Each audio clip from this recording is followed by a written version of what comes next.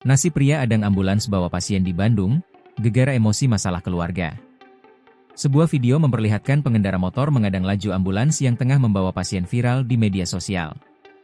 Aksi penghadangan itu terjadi di Jalan Raya Banjaran, Kabupaten Bandung, Jawa Barat, dan sempat direkam oleh salah satu penumpang ambulans. Kapolsek Banjaran, Kompol Sudihartono, membenarkan kejadian tersebut. Ia menyebut pelaku penghadangan bernama Agus Juhana, warga Neglasari, Kecamatan Banjaran. Dari hasil pemeriksaan, pelaku diketahui sedang emosi lantaran ada masalah keluarga. Saat mengendarai sepeda motor, ia melihat ambulans melintas dan dengan sengaja menghadangnya. Yang bersangkutan emosi lantaran ada masalah dengan keluarganya.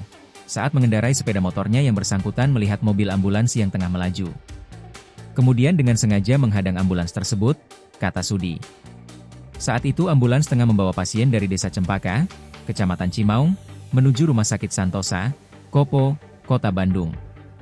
Namun di tengah perjalanan, kendaraan itu dihadang oleh pengendara motor.